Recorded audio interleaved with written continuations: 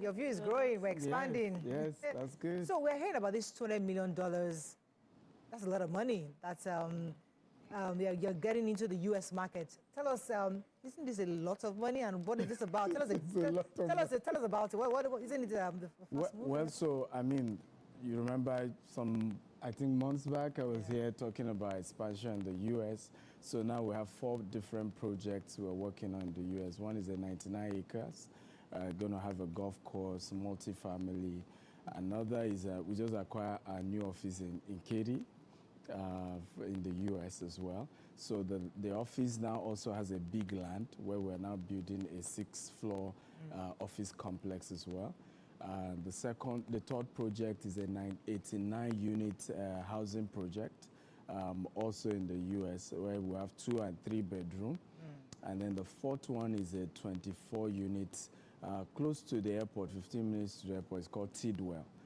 So we're excited about the growth. Again, 200 million, mind you, in America, you're able to access 70% of that funds. So you just only need to raise 30% of it. So it's easy to scale in those parts of the world compared to Nigeria, where everything you're doing, you have to raise the entire 100%. And for us, because we've built clientele over the years from Dubai operation, UK operation, Nigeria operation, so we're able to keep getting people to show interest. Our job is to tell investors what we're doing and hopefully keep attracting more investors. Okay, let's look at this time and this economical season, and I think it's affecting every country worldwide. A lot of countries are experiencing quite a bit of economic downturn at the moment, but I see some of your proposed projects are spanning into 2027, 2030. This feels like a long-term thing. Yeah. Is it sustainable? Really, really The good news is America currently is going through a downtime in real estate because of the high interest rates. Okay. So, but the good news is that the interest rate is now gradually coming down.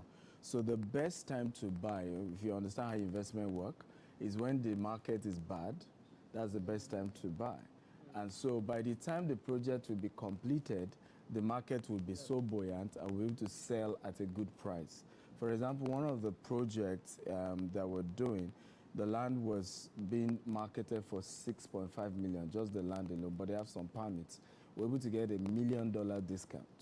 And it's because at this moment, if you are ready to buy, the sellers are having to sell cheaper, right? But if the market were booming, we even call it there's a bidding war. So you have 10 people wanting to buy the same project. So in real estate and general investment, you go into the market when the market is down, right? And then by the time the market is up, you have enough units to sell and you are making a good profit. Okay, so I see that your focus has mainly been on Texas. And like you said, your head office now there, it's Katy Mills. Yeah. So what's the appeal to Texas? Good question. So right now, Texas is blessed. That's what you... last year alone, over 500,000 people moved to Texas. Oh, wow. Right, this year is projected to 1 million people. Elon Musk has moved. In fact, he's moving every single business, just got the approval. He had first done Gigafactory. Now he's moving everything to Texas. And more companies are coming because the tax is friendly. The climate is also nice, actually. Yeah, sure. Labor is also cheap, you know, compared to California, where, I mean, the tax, the cost of labor. Then it's also safe. You know, in California, you are licensed to steal as long as it's no more than $1,000. Oh, wow. You can boggle people's shop and take things $800, nobody will arrest you. So those are the kind of law that is taking people away from California to move to Texas. So Texas is really booming. Yeah. So, you know, I wanted to ask you about some of the current projects that you are running that are in continuation, especially in relation. We're trying to relate this current project with past projects that you are currently running, as well as the new one that you're moving into. We'd like to know more details about it. Well, so we have, I mean, we still have few units left, a 20-unit townhouse in Georgia, where we're selling. It was a fix and flip, and then we're selling for $250,000, the middle one, the side one for $275,000. We still have some units available. In Alabama, we still have, those ones are just to sell. But these ones are more of you are having to start. Approval alone for some is taking 2 years. That's why the 99 one will be completed in 2030 because we're applying for approval next year. It will still take a while. But the Tidwell one already has approval. So January, we're starting construction. Another one, the Richmond, the 89 unit already have what we call horizontal approval. Horizontal approval means you can do the infrastructure and all of that. And then, so we're starting with that. Then we apply for the vertical, which is to now build the house itself. America is very regulated and very structured. So, I mean, does that include the office complex? I heard that there's an office complex you have that is... So we acquired a $1.6 million office complex in Katy. So that's a true story. Yes, we operate from it. Just that we now have enough land in front of that. So we felt let's commercialize the land, build something bigger, and still make money from that. Okay, I would like us to take a break from Obodo Ibo before people that don't have visa begin to drive. Let's tell us about your Nigerian projects. What level are you on now? What's happening to your Nigerian arm of business? Beautiful. So, I mean, one of the things that we were one of the quick companies to note about the Nigerian project is the housing part is quite challenged. One, the funding, two, the affordability, and the quickest way to sell your name in real estate in Nigeria now is housing. Wow. Right? Because if you promise somebody, I'm going to build 4-bedroom, right? Pay me 150 million. Before you know it, I mean, cost of inflation, cost of building material. Now you probably need 200 million. You go back to the customer and say, scammer, what did they, you know that. And this is what you told me. This is what you told me. And there's nothing you can say to bail yourself out. Particularly those who are doing bulk, 1,000 housing unit, 2,000 housing unit. Many of them, you know, today EFCC, tomorrow this, you know, all manner of name dragging on social media. So what we've done was to say, you know what, if you want housing from us, we've fenced the land, we've put the infrastructure, pay, and we build. However, you are the one to pay the, you know, we call it variation, right? Whatever extra money comes on top, you will pay. So that has made, of course, that to be going a lot slower. But what we then focus more on is the land, right? We have a new 46 hectares in Kuje, Abuja now that we're doing off-plan on. In fact, yesterday I was in Jabode, 260 acres.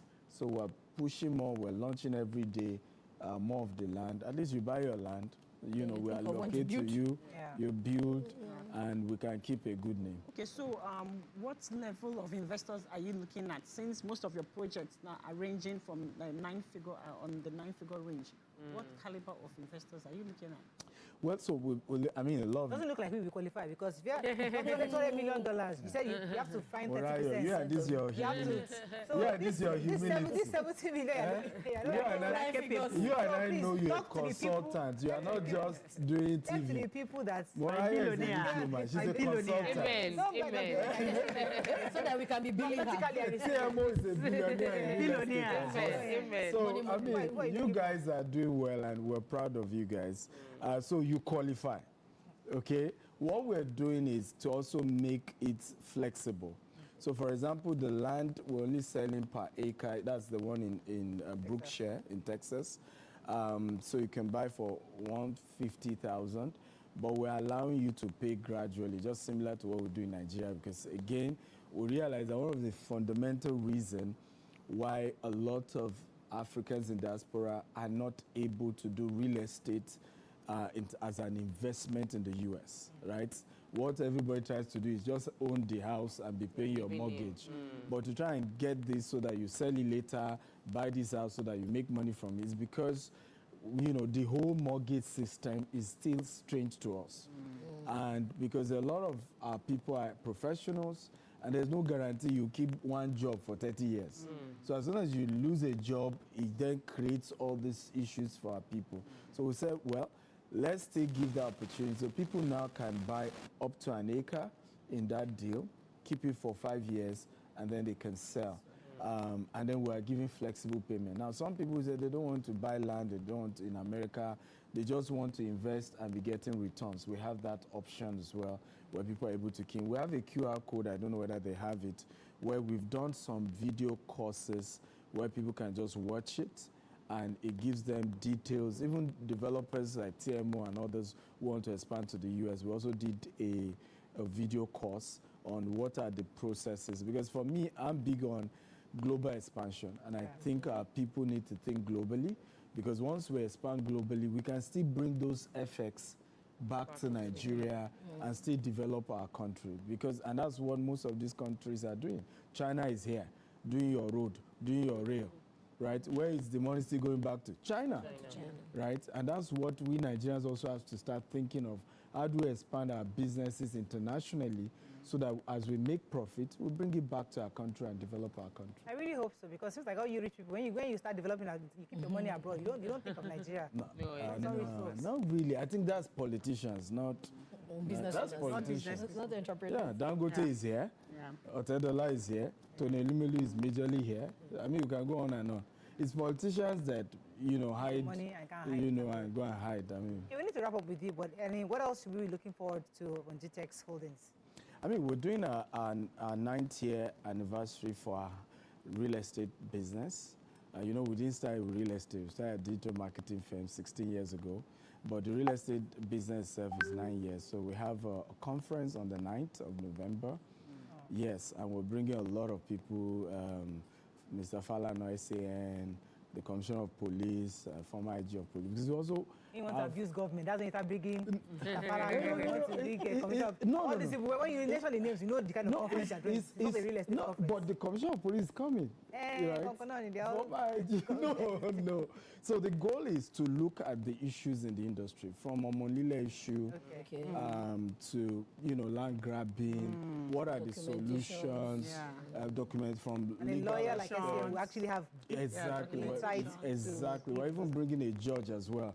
She will also share some of the cases she faced. It's really something to really robust and resolve some of the lingering issues locally. We also bring some speakers from Dubai, US, who also share about doing business in those